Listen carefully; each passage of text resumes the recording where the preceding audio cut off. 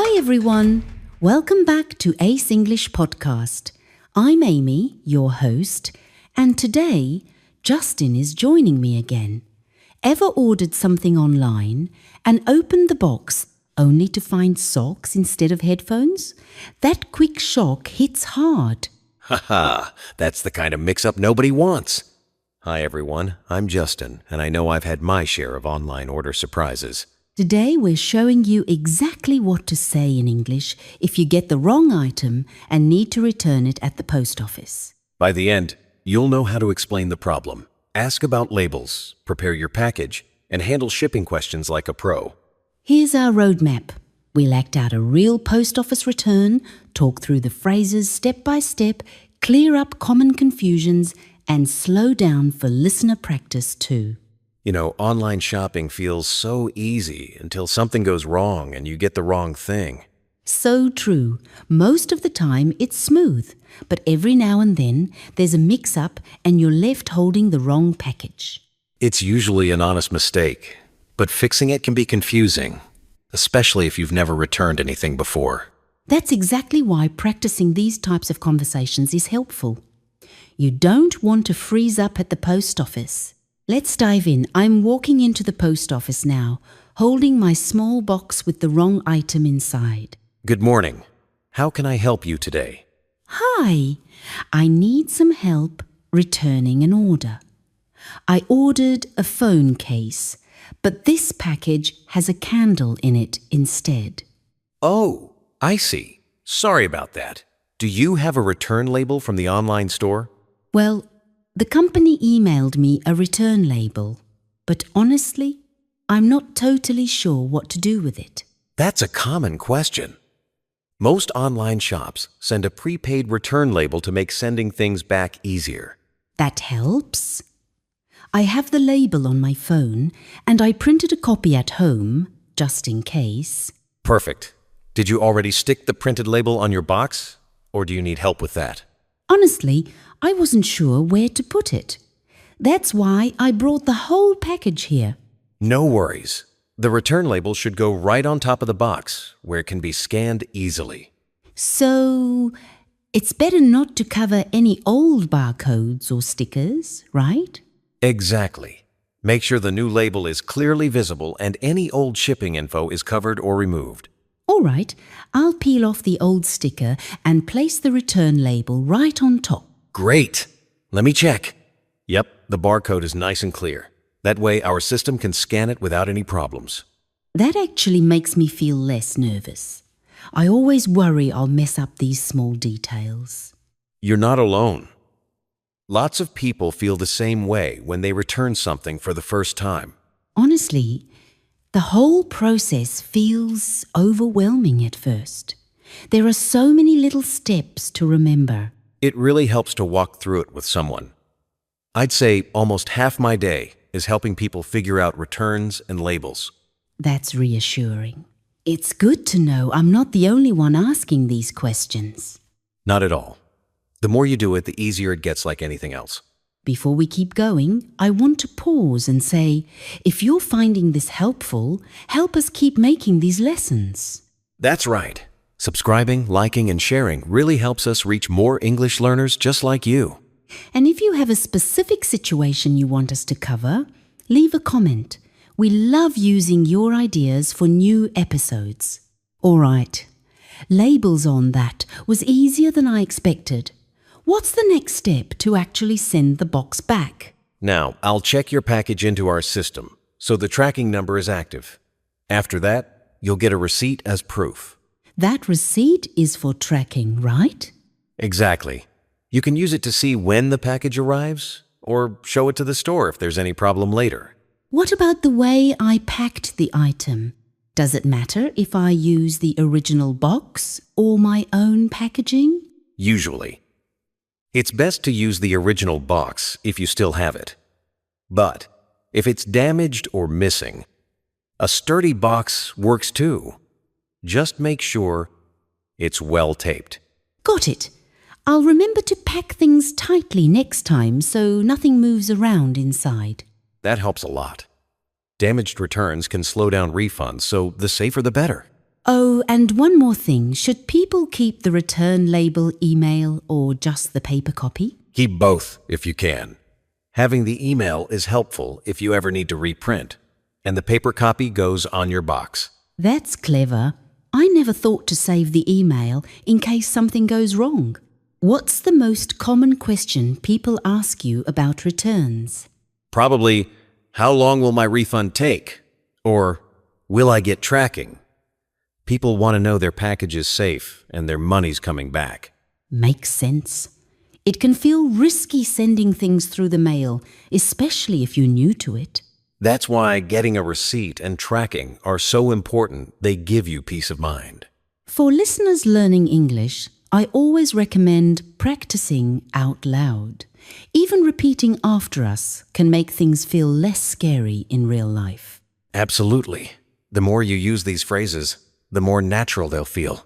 You'll walk into the post office with confidence, not confusion. And if you ever feel stuck, just remember everyone had to do their first return at some point. Exactly. Mistakes happen, but learning the language for these situations makes it all much easier. All right, let's wrap up. 3 big takeaways. First, don't panic if your online order is wrong. It happens to everyone. Second, return labels make the process much easier when you know where to put them. Third, always get a receipt and save your tracking info. If you ever feel nervous about shipping returns or have no idea what to ask at the counter, we're going to check the label, weigh the package, get that all-important tracking number, and make sure you know what comes next. We'll even share tips on what to say if you're unsure, and end with practical phrases for your next post office visit. Let's jump in and finish this return together. So, Justin, after sticking on the return label, what's your first move behind the counter? First thing, I always double-check the label. I look to see if the barcode is clean and not smudged, and that the shipping address is clear. If the scanner can't read it, the package could get delayed. That makes sense. Probably happens more often than people think. Have you ever had to reprint a label for someone? Plenty of times. Sometimes the ink's faded or maybe tape runs right over the barcode. If I catch it, I'll help print a new one so the return doesn't get stuck. Once you're happy with the label, what happens next? The package enters the shipping system as soon as it's scanned. That's when the return process officially starts, and the company can start tracking it too. So the barcode really kicks everything off. I always thought it was just for the post office, not the company too. It's both. The barcode links the whole trip, from here all the way back to the warehouse. That's why keeping it legible is key. I know a lot of people worry about forms. At this point, do customers need to fill anything else out?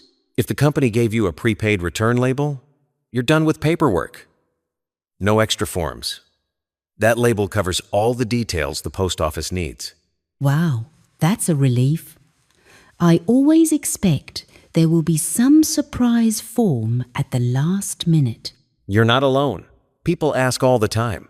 But nowadays, online stores usually handle the forms for you. Makes life easier for everyone. After the label, you always weigh the package, right? What are you checking for? That's right. The return label usually says the weight limit. If the package is too heavy, it might not ship, or extra charges could apply. So I check the scale just to be sure everything matches up. Have you ever had to stop a package because it was too heavy for the label? It's rare, but it happens. If it's just a little over, I'll let the customer know and help fix it, maybe by removing some packaging. Once everything looks good, do you give the customer a confirmation at this point? Yep. I print out a receipt that shows the date and a tracking number. That's your proof the package is in the system and on its way. That tracking number is basically your safety net, right? Exactly. If there's ever a question, you can look it up online and see exactly where your return is. Can you explain what information is usually on the receipt? Sure. You'll see the tracking number, the date and time you shipped, and sometimes a web link to check the status. Some receipts even show the destination city for extra peace of mind. That's helpful. I feel a lot more confident if I can check where my return is at any time. Most people feel the same. The tracking number is like your return's passport. It shows every step on the journey. Once the package arrives, what should customers expect from the store? Usually, once the company receives your package, they'll scan it in and start the refund or replacement process. It often takes just a few days, but you can always check the status online. So if I'm waiting on a refund, it's all linked to that tracking number showing the return arrived? That's right. As soon as they see it's delivered, they can process your return. If it takes longer, most companies have customer service teams to help.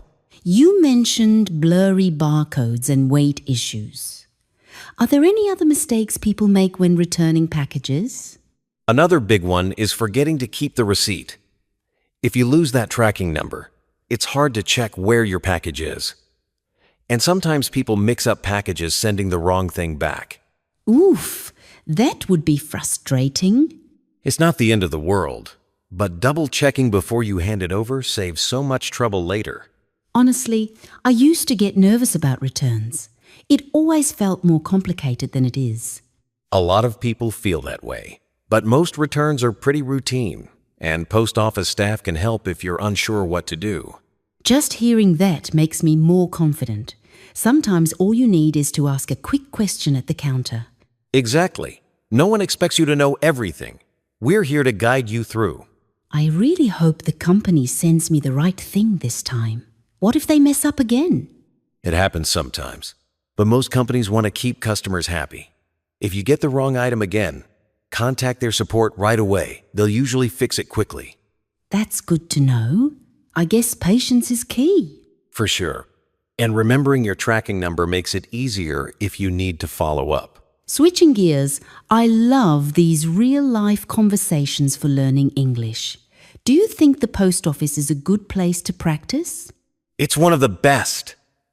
You can use simple phrases, ask questions, and hear native speakers' responses. It's real English in action and no script. That's why I always recommend repeating these podcast dialogues out loud, like you're really talking to someone. Absolutely. It builds confidence and prepares you for real conversations, whether you're returning a package or just mailing a letter.